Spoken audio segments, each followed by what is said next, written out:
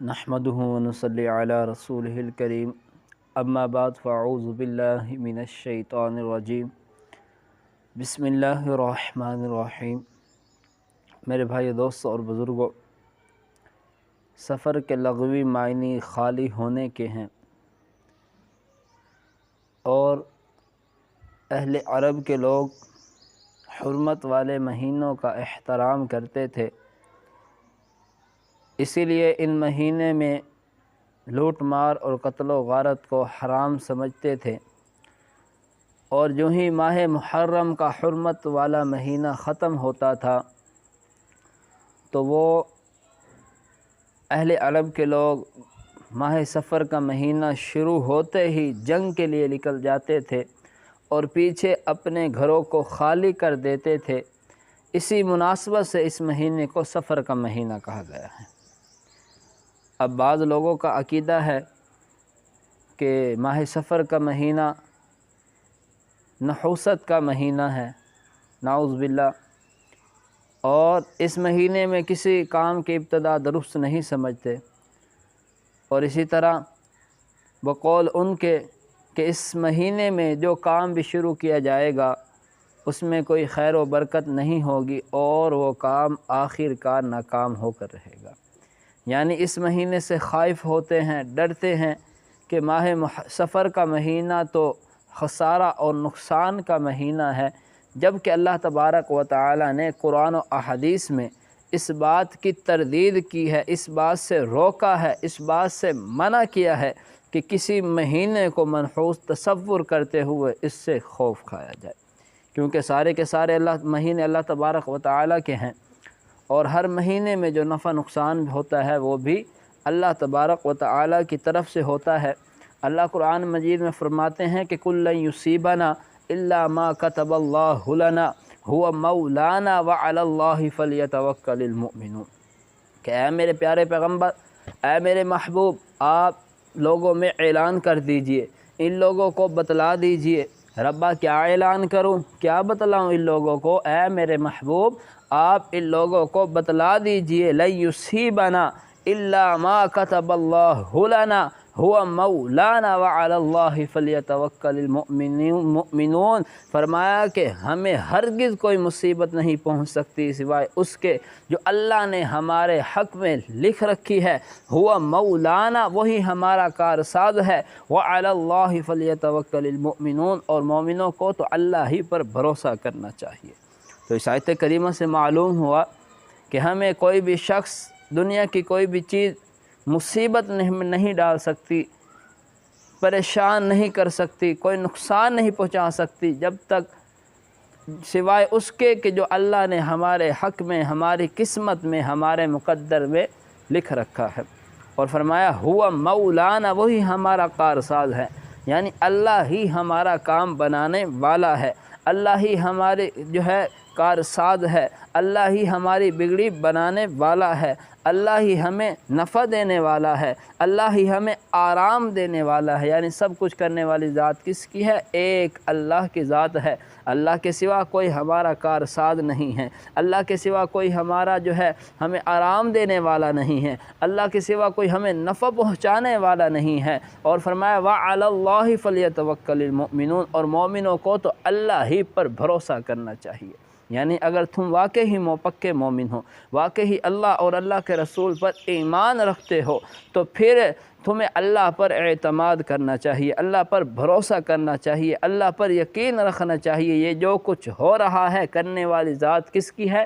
صرف اللہ کی ذات ہے۔ اور اسی طرح اللہ کے نبی صلی اللہ علیہ وسلم نے فرمایا کہ لا عدوى ولا طیرۃ ولا ہامۃ ولا صفرا،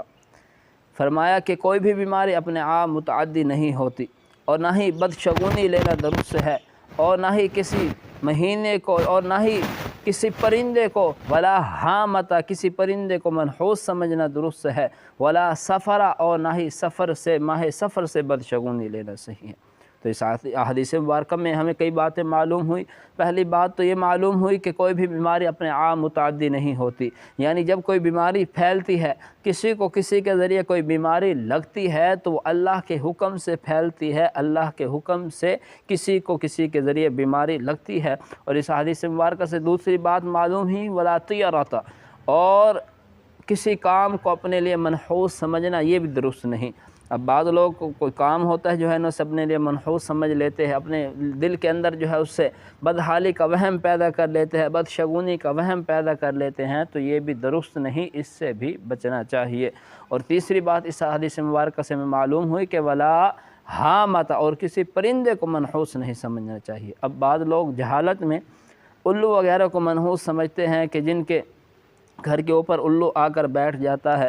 تو اس سے بھی وہ بدشگونی کا حال اپنے دلوں میں وہم پیدا کر لیتے ہیں، بدحالی کا وہم پیدا کر لیتے ہیں، تو اس سے بھی نبی علیہ الصلوۃ والسلام نے منع کیا ہے۔ اور چوتھی بات جس کا نبی علیہ الصلوۃ والسلام نے اس حدیث میں حکم دیا، فرمایا کہ ولا صفرا، اور نہ ہی ماہ سفر سے بدشگونی لینا درست ہے۔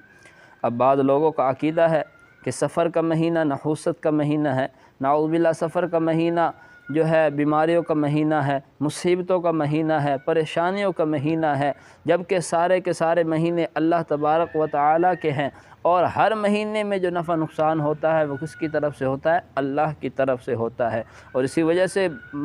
اس مہینے کو منحوس تصور ہوئے بعض لوگ جو ہے تصور کرتے ہوئے اس مہینے میں شادی بیاہ بھی نہیں کرتے۔ تو بہرحال میرے بھائی دوستوں اور بزرگوں، اللہ کے نبی صلی اللہ علیہ وسلم نے منع کیا ہے کہ کسی مہینے کو منحوس نہیں سمجھنا چاہیے، کسی مہینے سے بدشگونی کا وہم اپنے دل کے اندر پیدا نہیں کرنا چاہیے۔ اور بہت ہی مشہور معروف احادیث مبارکہ ہے کہ اللہ کے نبی صلی اللہ علیہ وسلم نے فرمایا من ردتہ الطیرۃ عن حاجتہ فقد اشرک، فرمایا کہ جس شخص کو بدحالی کا وہم، بدشگونی کسی کام سے روک دے، فرمایا فقد اشرک، یقیناً اس نے اللہ کے ساتھ شرک کیا، یعنی وہ مشرک ہو گئے جو ایسا عقیدہ رکھے۔ اللہ ہمارے ایمان کی اصلاح فرمائے، اور اللہ ہماری صحیح ایمان کی حفاظت فرمائے، اور اللہ ہماری صحیح اصلاح فرمائے۔ اور میرے بھائی دوستوں اور بزرگوں، یہ سال، مہینے اور شب و روز، وقت کے ایک ایک لمحے کا خالق و مالک اللہ تبارک و تعالی ہے، جیسے کہ فرمان الہی ہے ان عدت الشہور عند اللہ 12 شہرا فی کتاب اللہ یوم خلق السماوات والارض منها 4 حرم، فرمایا کہ بے شک اللہ کے نزدیک مہینوں کی گنتی، مہینوں کی تعداد کتاب اللہ میں 12 ہے، اور یہ اس دن سے ہے جب سے خلق السماوات والارض، اللہ نے آسمان اور زمین کو پیدا کیا ہے، منہا 4 حرم، اور ان 12 مہینوں میں 4 مہینے حرمت والے ہیں، ادب والے ہیں، احترام والے ہیں۔ تو دیکھیے اللہ تبارک و تعالی نے کسی مہینے کو، کسی گھڑی یا کسی دن کو منحوس قرار نہیں دیا۔ اب یہ توہمانہ خیالات غیر مسلموں کے ذریعے، مشرکینوں کے ذریعے مسلمانوں کے اندر ڈال دیے گئے ہیں۔ مثال کے طور پر اگر کوئی سفر کر رہا ہے، اس کے آگے سے کوئی بلی یا کتا جو ہے راستہ کاٹ لے تو وہ اس سے بھی اپنے دلوں میں بدشگونی کا وہم پیدا کر لیتے ہیں، اور حتیٰ کہ اپنی جان کا خطرہ سمجھ کر وہیں سے واپس پلٹ جاتے ہیں، یا وہیں پر رک جاتے ہیں، یا کسی دوسرے کے گزرنے کا انتظار کرتے ہیں۔ آج یہی فاسد خیالات مسلمانوں کے اندر بھی پائے جاتے ہیں۔ تو بہرحال میرے بھائی دوستوں اور بزرگوں، ان تمام باتوں کا کرنے کا مقصد یہی ہے کہ دین اسلام کے اندر کسی بھی مہینے، سال کو منحوس کہنے کی اسلام میں بالکل بھی گنجائش نہیں، اور بلکہ کسی مہینے، دن یا سال کو منحوس کہنا در حقیقت اللہ تبارک و تعالیٰ کے بنائے ہوئے زمانے جو دن رات پر مشتمل ہے، اس میں نقص اور عیب لگانے کے مترادف ہے، اور جس سے اللہ کے نبی صلی اللہ علیہ وسلم نے ان الفاظ میں منع کیا ہے، جس کا مفہوم ہے کہ اللہ فرماتا ہے کہ آدم کا بیٹا مجھے تکلیف پہنچاتا ہے، اور وہ دن رات مہینے کو گالی دینا ہے، کیونکہ اللہ فرماتا ہے میری بادشاہت ہے اور میں ہی دن رات کو تبدیل کرتا ہوں۔ اور آگے جب اگر کوئی اللہ اور اللہ کے رسول کو تکلیف پہنچاتا ہے تو پھر اس کے بارے میں اللہ کا قرآن کیا کہہ رہا ہے؟ ان الذین یؤذون اللہ ورسولہ لعنہم اللہ فی الدنیا والآخرہ، فرمایا کہ جو اللہ اور اللہ کے رسول کو تکلیف پہنچائے، اللہ اور اللہ کے رسول کو اذیت پہنچاتا ہے، لعنہم اللہ فی الدنیا والآخرہ، اس پر دنیا آخرت میں اللہ کی لعنت ہے۔ تو بہرحال میرے بھائی دوستوں اور بزرگوں، یہ دن رات اللہ تبارک و تعالیٰ کے پیدا کرتے ہیں، اور ان میں کسی دن یا مہینے میں عیب ٹھہرانا در حقیقت اللہ تبارک و تعالیٰ کی کاریگری میں عیب ٹھہرانا ہے۔ اللہ ہمارے ایمان کی حفاظت فرمائے، اللہ ہماری صحیح اصلاح فرمائے، اور اللہ ہمیں ایسے تہمانہ خیالات، فاسد خیالات سے بچنے کی توفیق عطا فرمائے۔ آمین یا رب العالمین، وما علینا الا البلاغ۔